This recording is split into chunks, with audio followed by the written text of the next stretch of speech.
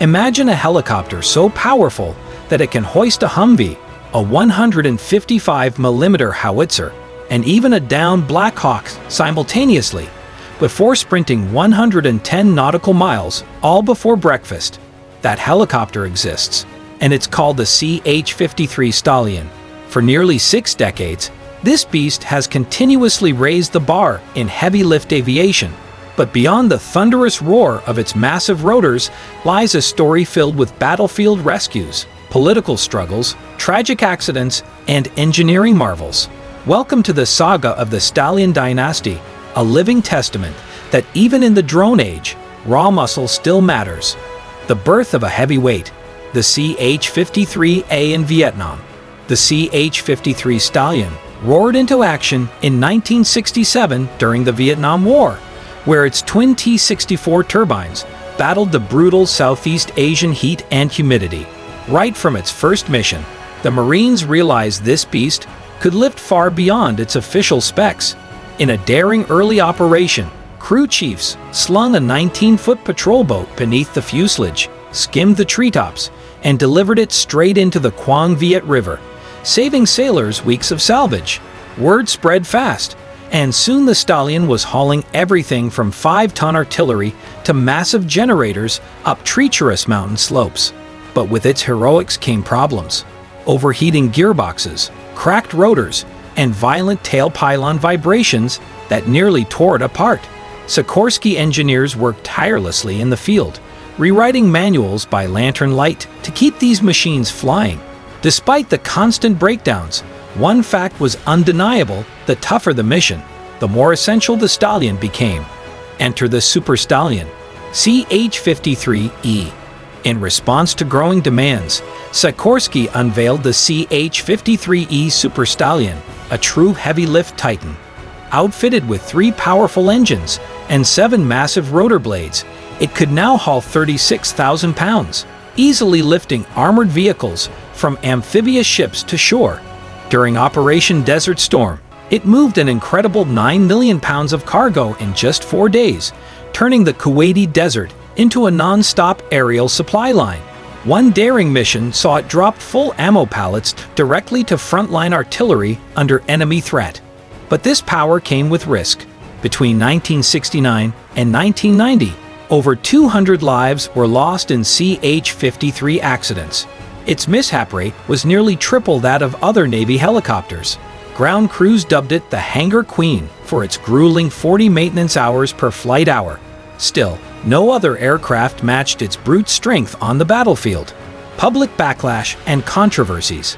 Despite its critical role, the Super Stallion faced continuous criticism and legal challenges. In Okinawa, Japan, residents filed hundreds of noise complaints as CH-53Es frequently thundered over schools near Marine Corps Air Station Futenma. In 2017, one CH-53E crash-landed in a farmer's field, fueling local outrage and leading U.S. forces to temporarily ground the fleet in Japan for inspections. Meanwhile, lawsuits accused Sikorsky and engine maker GE of ignoring early warnings about in-flight fires.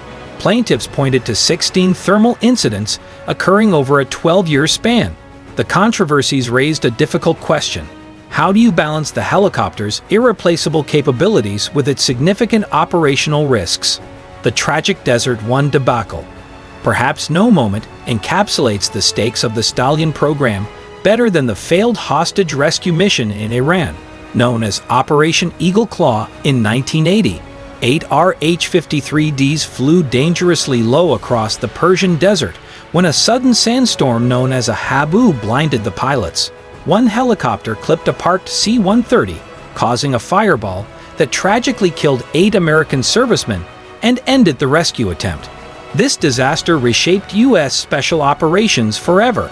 It led to the development of advanced technologies like terrain-following radars, forward-looking infrared sensors, and eventually the MH-53J Pave-Low, designed for night operations and extreme environments. Rumors even circulated that a stealth version of the CH-53E had entered classified service within Joint Special Operations Command during the 2000s. The King arrives. CH-53K King Stallion. The CH-53K King Stallion marks a new era in heavy-lift aviation, born from decades of hard-earned lessons. Powered by three monstrous 7,500 shaft horsepower GET-408 engines and a split-torque gearbox the size of a hot tub, it produces a jaw-dropping 88,000 pounds of thrust.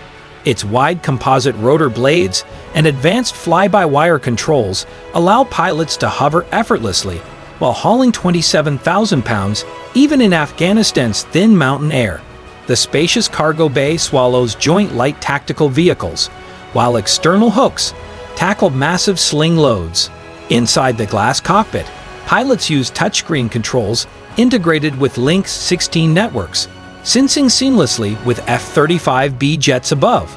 A chin-mounted electro-optical turret guides nighttime lifts, while onboard diagnostics pre-stage repairs before landing. Officially ready for action since April 2022, the King's first sea deployment with the 24th Marine Expeditionary Unit is set for 2026.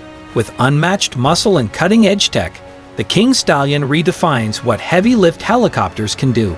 Troubles on the road to greatness. Despite its technological superiority, the King Stallion faced numerous challenges during development. Problems range from sensors overheating due to exhaust gas reingestion to tail rotor shafts vibrating excessively and gearbox bearings failing after just a few flight hours. Each setback delayed full-rate production and ballooned program costs to a whopping $15.3 billion. In 2025, the Navy awarded Sikorsky a $99.9 billion contract to incorporate 3D-printed titanium parts and overhaul supply chains, aiming to cut sustainment costs by 12%. Sikorsky also opened a second production line in Stratford, Connecticut, hoping that increased production would lower costs further. While some in Congress remain skeptical, the program narrowly retained funding thanks to persistent Marine Corps advocacy, transforming into a flying arsenal. Looking ahead, the Marines are exploring bold new ways to weaponize the King Stallion's unparalleled lift. At an industry conference in April 2025, Colonel Kate Flieger showcased several radical concepts: bolt-on electronic warfare pods, trauma ICU modules, and even a roll-on, roll-off rocket launcher dubbed HIS-LITE. This system could allow the helicopter to deploy precision rockets immediately after landing. Though no official funding has yet been allocated for these kits, Marine strategists see enormous potential for turning the King Stallion into a Swiss Army knife for future island-hopping campaigns in the Pacific. There's even an experimental autonomous resupply system being tested by outfitting cargo mets with sensors and inputting coordinates into the flight computer.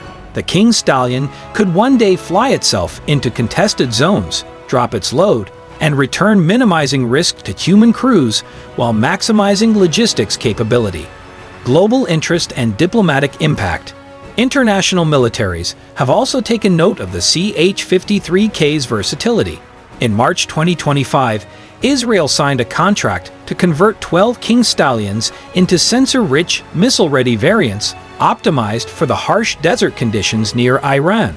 This deal not only strengthened U.S.-Israeli defense ties, but also gave Israel the heaviest helicopter in the Middle East. If you enjoyed this deep dive into the mighty CH-53 Stallion, smash that like button and let us know your favorite Stallion fact in the comments. Don't forget to subscribe for more epic military tech breakdowns every week. And as always, stay tuned, stay curious, and keep soaring.